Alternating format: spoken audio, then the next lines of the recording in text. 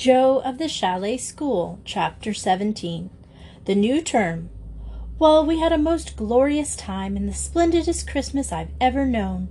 Joey heaved a little sigh, partly for remembrance and partly for pleasure. We had a splendid time, too, declared Margia, who was by no means prepared to allow Joey Bettany to carry off all the honors. We had a magnificent time in Salzburg. Joey, when does Griselle return? Demanded Simone, at that moment interrupting what looked like a stormy argument brewing. Hello, old thing. Joey spun round to greet her French friend. When did you come back? I returned with Cousin Elise, of course, replied Simone with dignity. I have been unpacking for Renee and myself, and then I came across to see you, and you have not embraced me. Oh, bother, get on with it then, said Joey, presenting her cheek for Simone to kiss, since that young lady sounded tearful. But when does Griselle return? Persisted the French child. Will she come soon, or has she left for always? Joey looked at Simone with a funny little smile. Would that break your heart? No, she hasn't left, only gone to be with her granny, who's very ill. My sister had a letter the other day, and they're afraid old Mrs. Cochrane won't live much longer. She adores Griselle, and it makes her happiest to have her, so she'll just stay as long as she's wanted. I'm sorry for Griselle, said Simone, her black eyes growing very big and soft with sympathy.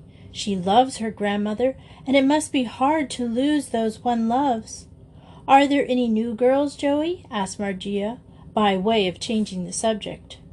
2, said Joe briefly, 1 junior and 1 senior, so they won't trouble us very much. The senior will only be a day boarder, too. She lives up the valley in that huge chalet just beyond the fencing. She was at school in Vienna, but her mother has been ill, so they brought Stephanie home, but she's only 16, so she's coming here for a year. Hello, Joey, cried a fresh voice, and Joe swung round to greet Evandy, leaving Margia to saunter off towards Frida, who was talking at great rate with Maria, Paula, and Bianca. It was the first day of term, and already most of the boarders were back. 2 days after Christmas Day, the whole of the North Troll had been swept by a tremendous blizzard, which had raged for nearly 3 days without ceasing. The snow was followed by such severe cold as no one could remember, having known for the past 60 years at least. Reports came from the plains that the wolves were already becoming more daring than had ever been known before, and the mountain regions could say the same things about the Samois. New Year's Eve had found the Bettany girls and Robin staying with the Marnses. There they had very good times indeed. Then the day arrived for them to return to the chalet. Herr Marny came with them and saw them comfortably settled in. The short rest had done them all good, and Jo proclaimed herself to be growing fat. Joey said, I say, Simone, you've had your hair cut again. How's that? I thought you were going to let it grow. Mamma says she prefers I shall have it short while I am at school, replied Simone sedately. I am very glad because it is so easy to keep tidy. Do you think so? Joey turned and regarded her reflection in the mirror for a few minutes. It may be for you, but look at me. 2 or 3 people who were standing near heard and turned to look.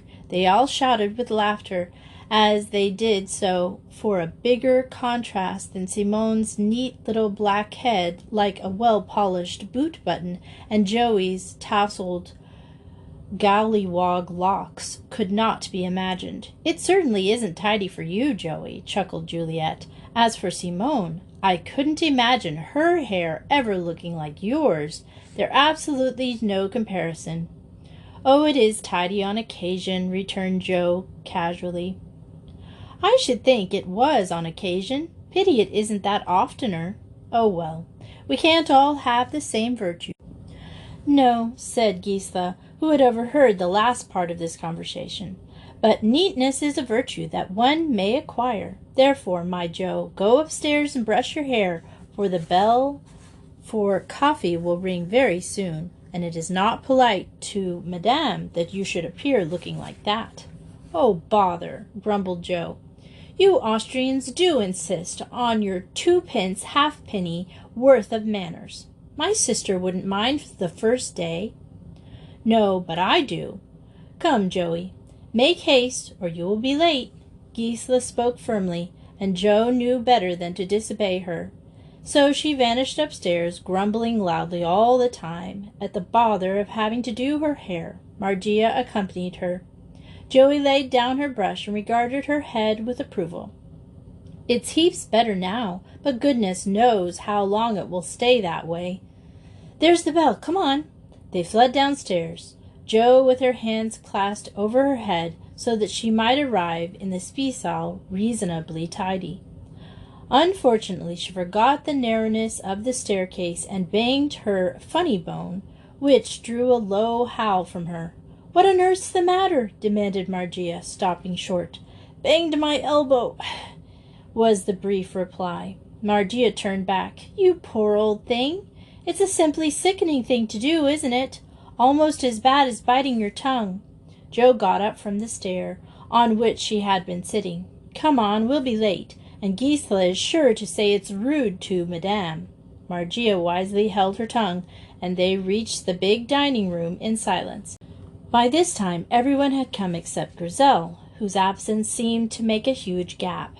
She was by no means one of the oldest there, but she certainly was one of the leaders. Miss Bettany had not yet made her a prefect, nor given her much responsibility, but there could be little doubt that she was one of the people who counted in their little world. Gisela voiced the fact for them. "It seems strange without Grizel," she said, as she poured out the last cup of coffee. "I hope she will return soon, Madame." "I don't know when she will come," replied Miss Bettany. "We must go with the games without her, Gisela." "Oh, yes," said Gisela. "We shall have to appoint a new games captain for the time, until she returns." "They'll be skating too," put in Joey. "The lake is bearing, and they say there will be no more snow for a few days. Marie says that it's all right. They're going to have an ice carnival on Saturday night. They light up the sea spits end with torches and have huge bonfires burning on the banks.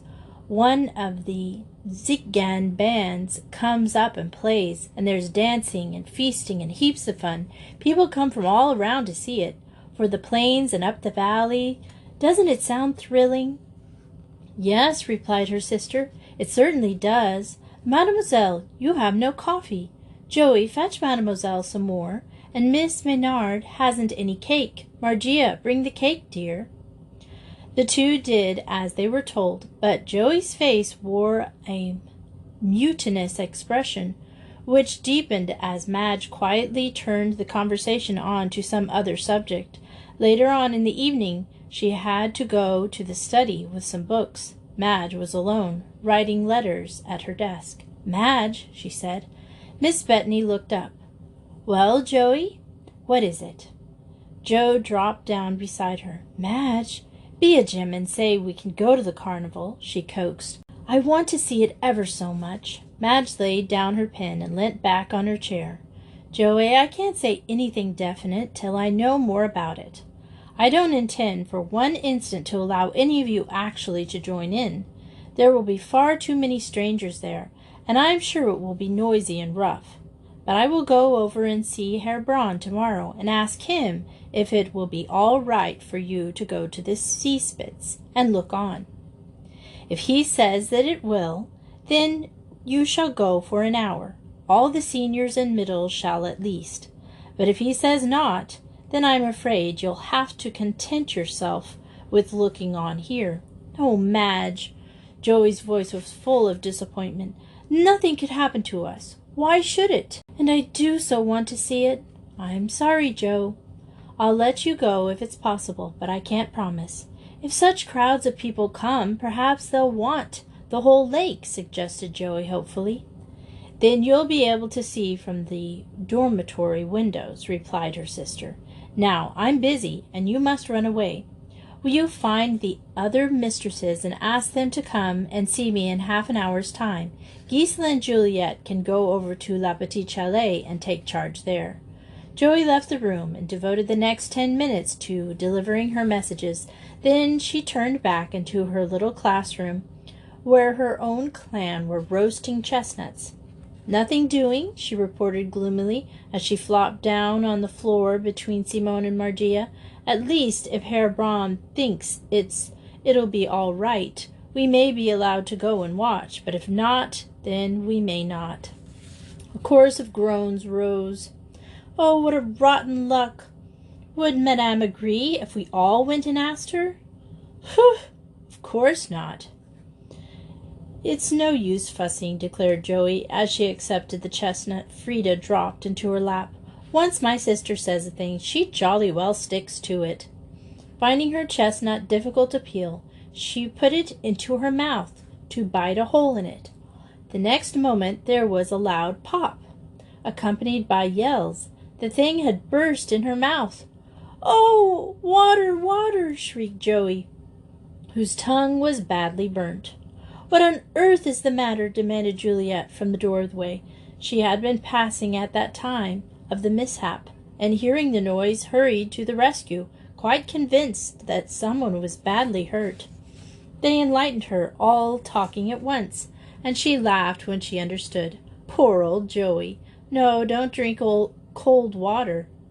It'll go and get some baking soda from Marie, and that will take out the sting." She hurried off, and presently returned with soda, which she put on Joey's tongue. "It's got a beastly taste," the patient said disgustedly. "Never mind, it'll help the burning.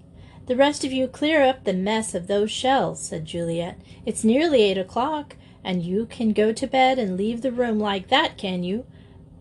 Better now, Joe." "Yes, thanks," said Joey, who was beginning to recover from her fright. "Then I must go. Gisela is waiting for me. Your tongue will be a bit sore tomorrow, I expect, Joey, but it'll soon be all right again. There's the bell. Finish tidying and then run along to bed. Frida and Simone, you'd better come with us."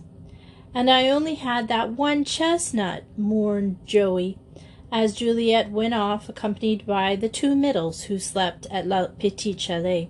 "Never mind," said Margia consolingly. "There are heaps left, and you can have your share tomorrow." Then they all trooped off to bed, but that chestnut had helped on something that was beginning to simmer in Joey's brain, and that something was to have a dire result.